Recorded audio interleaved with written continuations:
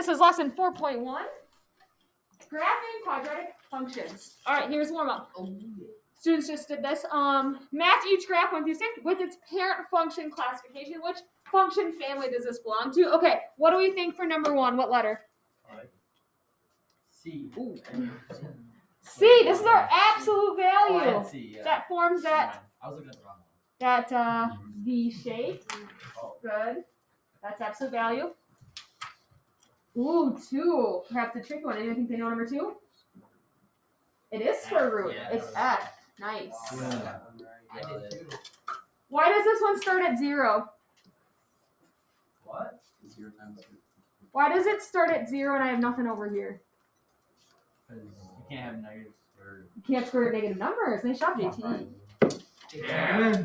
Number 14. Okay. Number 3. What do we think? A, constant. Yep, you can see it has this constant value of 1. C, F, A. Okay. What about this U-shaped? D. D, it's quadratic. Oh. Okay. 5, everybody should have got this one. B, linear. Let's go. Obviously forms a line. And then 6, we have exponential. Let's go. And that is something that Congratulations. you may have done in Algebra 1, possibly. I don't remember it. We usually do it in Algebra 1. Yeah, I only got one wrong. Okay, good. That's your warm-up for today. 2. So in chapter 4, we're all focused on this quadratic family.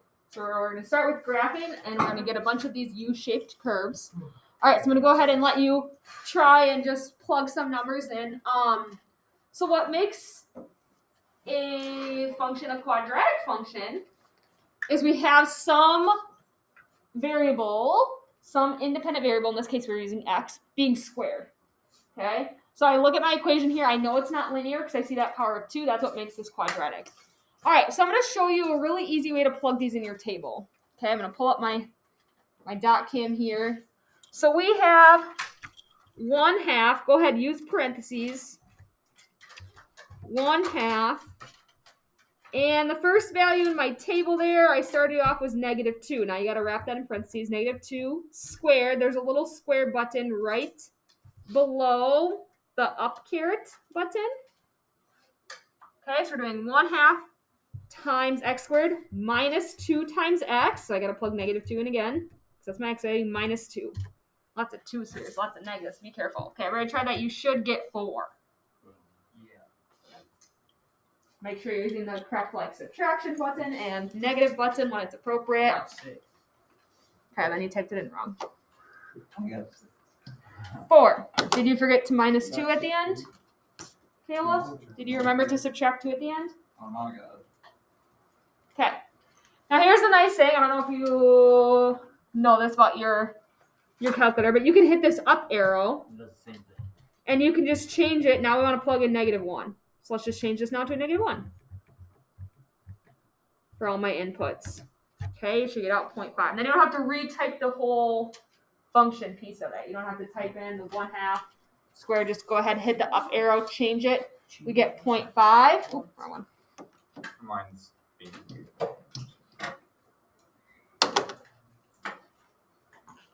We don't need our calculator for this next one. What's going to happen when I plug in 0 to these first 2 terms? -2. Yeah, it's going to be 0 minus 2. Yep, we're going to get -2. All right, now I want to plug in 1.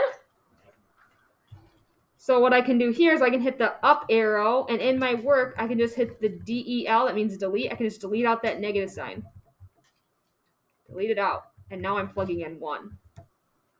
So this is a lot more efficient than retyping it every time. You should get -3.5 for that one.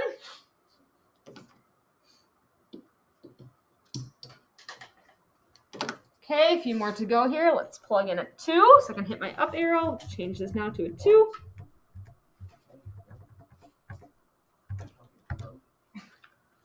-4.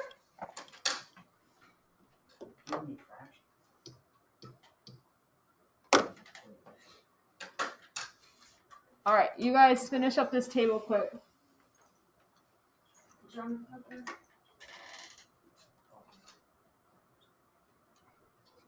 Oh. Do you know how to change it from a fraction to decimal though, if you want a decimal?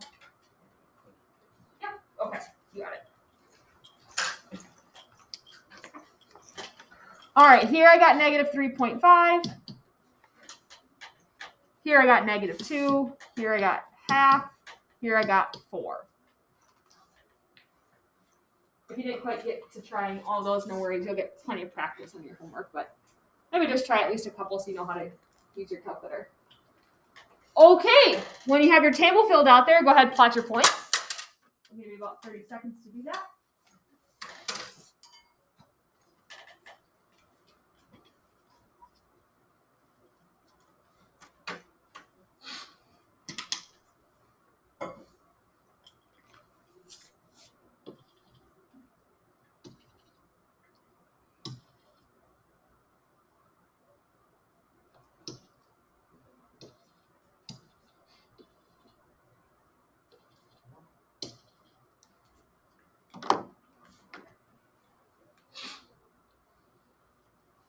All right, now when you connect your points, you should do it in a smooth, kind of curvy fashion because it should form that U shape we were just talking about.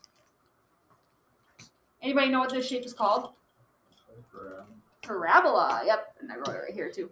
Parabola. This U-shaped curve is called a parabola. Okay, we've talked about like vertices when we talk about like absolute value. So raise your hand. Who thinks they can identify what the vertex of this parabola would be? Who guesses?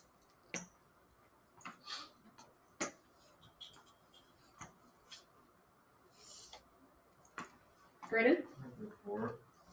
Yep, as a point to -4. That point right there, which in this case, it's like the lowest point on my graph, right? Where basically, like my function, it goes from decreasing everything to the left of it. If I start up here, it's like decreasing, decreasing, decreasing, decreasing, hits this low point, and then it switches to increasing. So that's our vertex. It's to -4. Okay. What's nice about parabolas is they're very symmetrical. And you can see this in our table, and you can see this on our graph.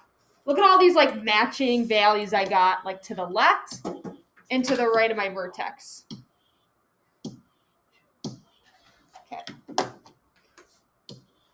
Okay, I got those same outputs when I was exactly like 1 x value away, 2 x values away, 3 x values away from my vertex. I got the same outputs. So B says, find a vertical line on your graph paper so that when you fold the paper, the left portion of the graph coincides with the right portion of the graph. What is the equation of this line and how does it relate to the vertex? Okay, Nick, guess here? X equals 2. X equals 2, he says. So we know vertical lines are always x equals some value. Okay, so let's go ahead and just dash that line here because it's not part of my graph. If I have x equals 2, that's just a vertical line that goes through 2 on my x-axis. Do you guys agree with Nick that if I were to take my graph and fold it right on that line, that this left portion of my graph would fall right on top of my right portion? Yes, good. There's a special name for this line, which we're going to get to in a second. How does it relate to my vertex? Goes right through my vertex, right? Literally goes right through the vertex. It has the same as the x-coordinate of the vertex. Nice.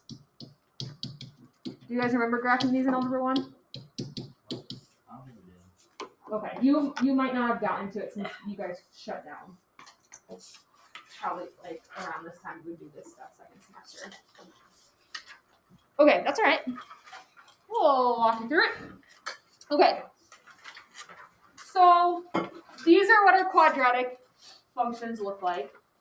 This is like our parent function. Our most basic quadratic function we can have where we just have y equals x squared. And obviously you have 0, 0 as your vertex because 0 squared is 0. You have 1, 1 and -1, 1 because both 1 and -1 squared are 1.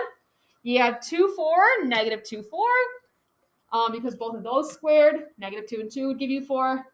3, -3 give you 9. Okay, so that's where this equation kind of comes from. And it forms this U-shaped curve, which is called a parabola. Not a parabola. It's pronounced parabola.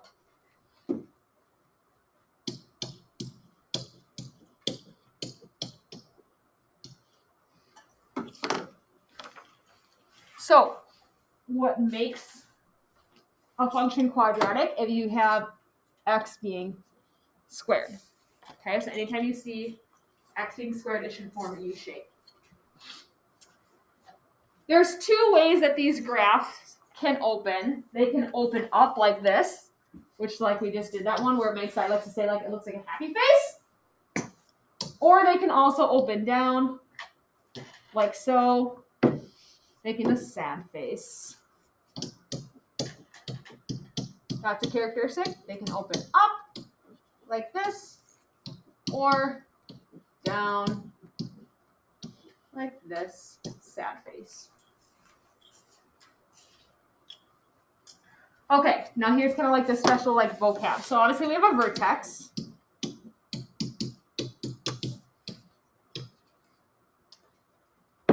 And let's go ahead and label it on this one right here. So it's either the lowest point, if you have a happy face, or the highest point, the sad face. And the true definition of a vertex is where the AOS, and I'll tell you what that means in a second, AOS intersects the parabola.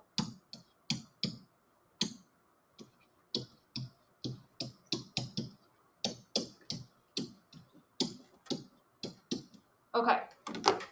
So that line that Nick found, that x equals 2 in the last example, that vertical line that splits your parabola right in half, and Justin mentioned goes right through the vertex, that's your AOS. We call it axis of, any guesses what the S word would be? Symmetry. Nice. Axis of symmetry, because it is symmetrical on the left portion to the right. I often will just say AOS. So if you hear me say AOS, that means axis of symmetry. And our parabolas are symmetric with the AOS. And our vertex is where our graph meets the axis of symmetry. One point where they intersect.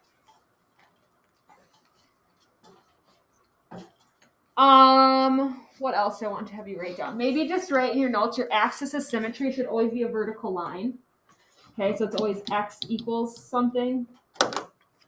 Should always be a vertical line. The vertex is a point. Okay, so the vertex should always be like an ordered pair. Do that too, like something, comma something. And obviously these two should always be the same because it goes right through your vertex. Okay, we'll practice them. All right, there's your basic characteristics of quadratic functions. Way more exciting than graphical lines.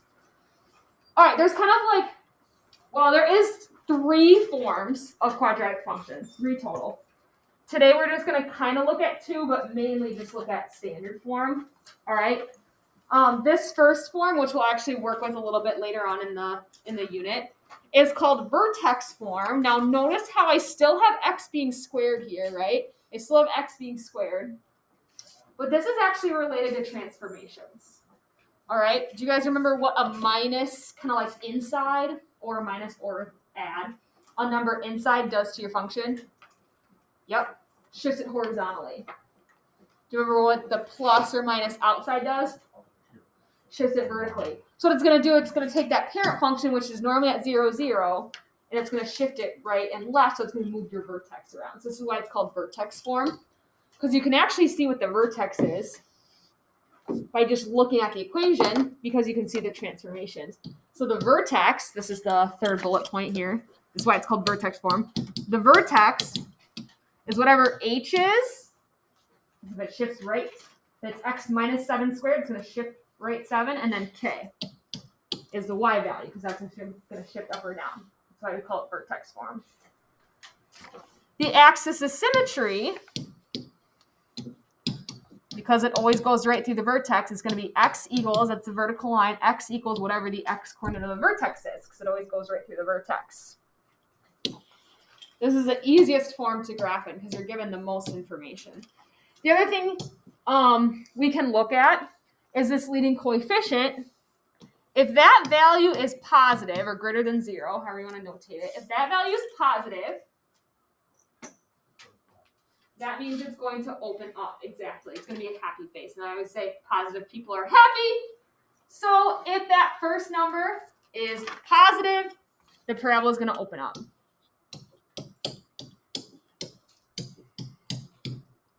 All right, again, link this to transformations. If I have a negative in front there, what does that do to my graph of transformation? If I have a negative outside, reflects it. Yep, reflects it over the x-axis. Good. So if I have a negative value there, it's going to reflect it, and now it's going to open down. And form a sad face. And think, negative people are sad. Okay, that's vertex form. I like it because it's related to transformations. We aren't going to graph in vertex form yet. Today, we're going to graph in standard form. And that equation I gave you in the warm-up, the one we did in our table, that was in standard form, where my leading coefficient was 1/2. 1/2. Okay, that's obviously a positive number, so our parabola opened up. And then I had another term that had an x, and then I had a constant term. That's what standard form is. This is the most classic form of quadratics, is when I have an x squared term, an x term, and a constant. Okay? So, same rules apply. If that leading coefficient is positive, it's going to open up. And if that leading coefficient is negative, or less than 0, it's going to open down. That rule will apply no matter what form you're in. All right, now here you can't see the transformations because you have two different variables. So you can't see like inside, outside, what's going on with just the x or to the whole function. So there's just a little special formula to find your vertex. I'm going to start with the axis of symmetry one because it plays into the vertex. All right, so to find the axis of symmetry, well, it's always x equals because it's a vertical line. This will work every single time you're in standard form. It's almost like a little piece of the quadratic formula. If you remember the quadratic formula? Probably not if you didn't graph these. Okay. It's the opposite of b, meaning the coefficient in front of the x term, over 2 times a, meaning the leading coefficient. That little formula will give you the axis of symmetry. That's usually what I find first. Because then I'm like, hey, I know my vertex goes right through the axis of symmetry. So if my axis of symmetry is x equals 2, my vertex is going to be 2 comma something. So it's going to be whatever this number is, negative b over 2a, comma, and then we'll just plug that number in. So we're going to write it like this in the function notation, f of negative b over 2a. So if I knew my axis of symmetry was at x equals 2, now I want to find my vertex. I plug 2 into my equation, my original equation. Hey, I got out negative 6. All right, your vertex then is 2, negative 6, just like you'd find any point in a table. All right, the nice thing about standard form, you're actually given the y-intercept. When I mean by given, I mean you don't have to do any math. You can just look at the equation and you can tell what the y-intercept is. Y-intercepts always have x values of what? 0. So if I plug in 0 here, these terms are going to drop out, and I'll just be left with c. So that constant there, whatever that constant is, that should be where your graph crosses the y-axis. All right, make sense? This part, don't worry about having to like explain why it works. Okay, there is like a little proof for that formula and where it comes from, but we're just going to practice using it. Okay, so here's how I kind of want you to do these problems. We're going to break it down step by step, and today, like I said, we're just going to do standard form. So they want you to graph the quadratic function, and this is kind of like in a weird order. So me personally, it makes it a little bit easier to look at if I write this in true standard form, which means my largest degree term first, then my x term and my constant last. So if it helps you to look at it that way, I always rewrite it in that true standard form fashion. And then you can kind of see what your A, B, and C are, and it goes in alphabetical order. Okay, the first thing you're going to do is the y-intercept. Okay, remember, it's always 0, comma, whatever the constant is. If I plug in 0 to my function here, those first two terms are going to be 0, so the y-intercept is 0, 2. And I'd go ahead and plot that right away. I know this point's on my graph. I don't know if that's the vertex. I don't know anything. But I know my constant there, you can a little see underneath if you want to. My constant is 2, that's my y-intercept. Okay, everyone's gonna do that first. It's a freebie point. Fun. All right, give the equation of the axis of symmetry. So that's where you kind of have to know this little formula, the negative b over 2a, to find your AOS. Or you can think of it as the opposite of b over 2a. So a is just talking about the number in front of x squared, which in this case it's 1. B is talking about the coefficient in front of the x term. In this case, it's negative 4. So you want to do the opposite of b. Well, right now b is negative 4. So the opposite of negative 4 is 4 over 2 times a is 1. Okay, then you do 2 times 1 first. 4 divided by 2 is 2. All right, x equals 2 is the AOS. We're going to find the vertex. Let's go ahead and draw that in our graph. X equals 2 is a vertical line that goes through 2. Okay, after my graph is going to split in half. So to find the vertex,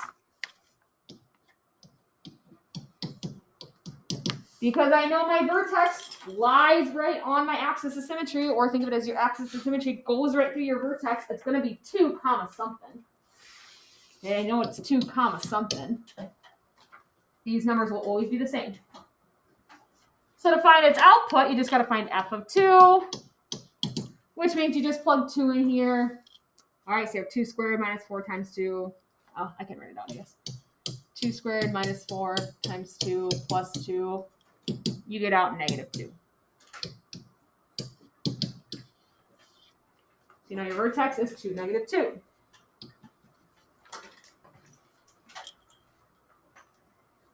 Those are the most important pieces of your graph. Now, without even doing any more work, is this parabola going to be opening up or down? Why? Because you have a point that line is positive. Yes, but we look at this number. As long as that leading coefficient is positive, it's going to open up. Okay. So the next step from there, you're just going to make a table. All right? You always want to put your vertex right in the middle because that's where all the action's happening. So my general rule for my students, put the vertex right in the middle, 2, negative 2, is you want to pick 2 points to the left, 2 points to the right. So 2 values to the left would be 1 and 0. 2 to the right would be 3 and 4.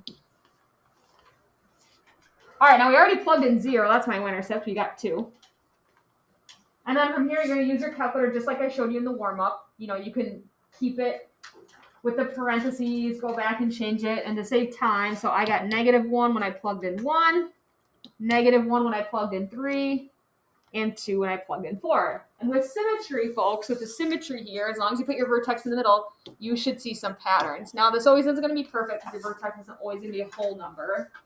But it should make sense when you go to plot it that you have some symmetry going on here. And I'm like, oh, yeah.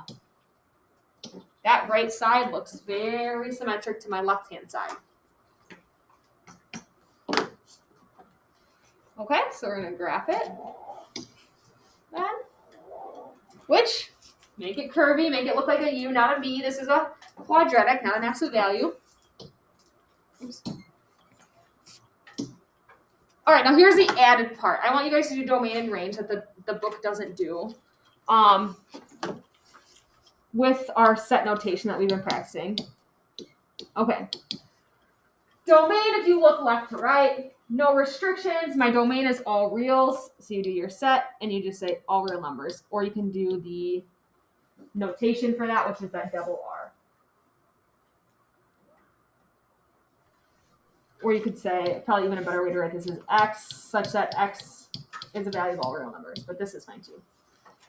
All right, my range, however, and this is going to help us lead into letter E here. What's the lowest Y value on my graph? Negative 2, right? It doesn't go any lower than negative 2. So Y is always greater than or equal to, because I have a point there, negative 2. So that low point, or the high point, which should always be your vertex, is your max or your min value of the whole graph. All right, think about it, guys. This low point, would that be the maximum point on this graph or the minimum? Minimum, right? It's the lowest. Min. We have a min here at our vertex, and your min or max should always be your vertex. I have a min at 2, -2. Now, if they ask you for the actual minimum value, so it's kind of like the optimization problems we did. The actual lowest value is -2. So that's the y-coordinate of my vertex. That's the actual lowest value. I have a minimum value here of -2.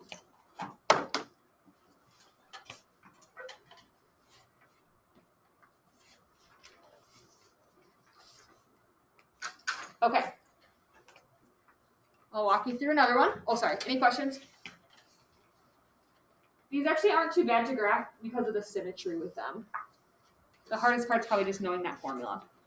All right, my next one here. Ooh, already written in standard form for me. Before I do anything, is this going to be a happy face or sad face? Sad face. Negative leading coefficient. Sad face. We're going to open down. What's my y-intercept? 0, 1. 0, 1. Yep, just the constant. Plot it.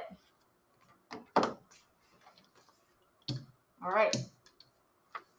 Axis of symmetry. X equals -b over 2a, or the opposite of b over 2a. I keep writing it down. That's going to help you memorize it. All right, my b here is -8, so the opposite of that is +8. Over 2 times a is -2. Oh, boring. I get another. Oh, this time I guess it's -2. Last time it was +2. X equals -2. Draw.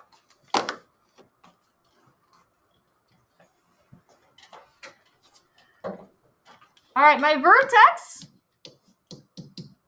What's the x-coordinate of my vertex going to be? What's the x-coordinate of my vertex going to be?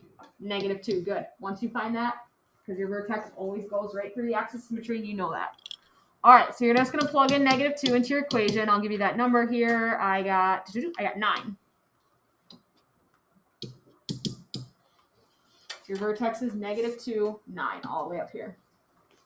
And already my graph is making sense because I know it's going to open down. So looking at my vertex where it's located and looking at my y-intercept, that makes sense. After that, you make a table with your vertex right smack dab in the middle. Pick 2 numbers to the left, -3 and -4. 2 numbers to the right, -1 and 0. All right, I'll give you these numbers, 1, 7, 7, 1. I see some symmetry going on here. 0, 1, we already did. That was my y-intercept. All right, go ahead and plot those. And again, guys, those I just plug into my function right here in my calculator.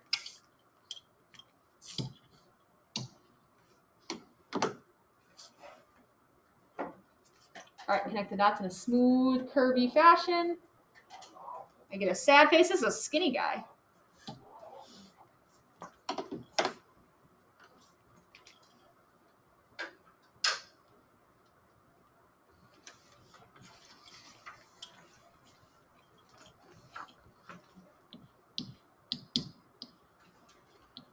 Domain, all real numbers.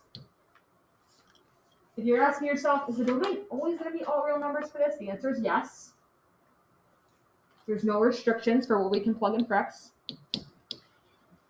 My range this time, now I have this like high point in my graph. It doesn't go any higher than 9. So we'd say y is less than or equal to 9. I have all the y values below 9. Which means this time, since I have a sad face, my vertex is a max. So we have a max at this point, but the actual max value is what, folks? 9. 9. Good. Yep, 9. Lots of patterns here. How the maximum value should always be the y-coordinate of your vertex. Axis of symmetry should always be the x-coordinate of your vertex. Lots of patterns, lots of symmetry. Okay, we can finish this up. The next couple problems are really quick. There's a couple graphs. That's the majority of your homework is practicing graphing these in that standard form. And then the other half is just finding the max of the min. Okay, so we already talked about this. When we have an A value that's greater than 0 or positive, we have a happy face.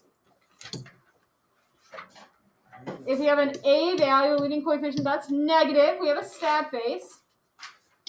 So we can figure out if there's a max or a min without graphing it by just looking at the equation. And it's all dependent on that A value. So if I have a positive A value, my Y coordinate of my vertex is a min, is our minimum value. Okay, here's a little picture that explains why. That's obviously going to be the lowest point on your graph. Okay, the vertex is always either the highest or the lowest point, depending if you have a parabola opening up or down. If A is negative, the Y coordinate, or the Y value of your vertex, is a max.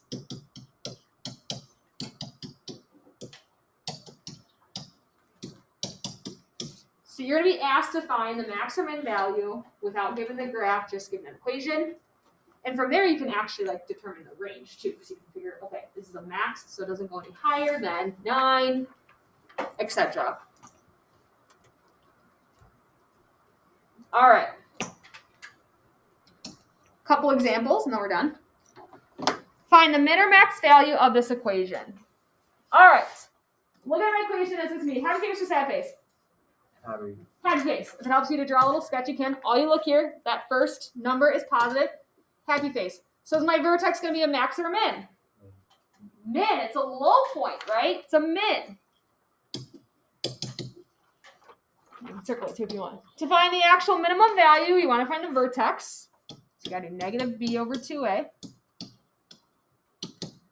So the opposite of negative 2 here is positive 2 over 2 times a is 1/2.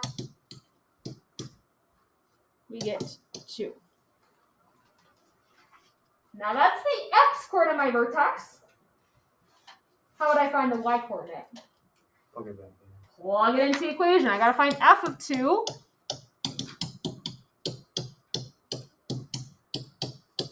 All right, I'll give you guys that number. I got -3. Was this one from the warm-up? Feels similar. So we know the vertex is to -3, meaning the minimum value, the lowest point, would be the y coordinate of my vertex would be -3.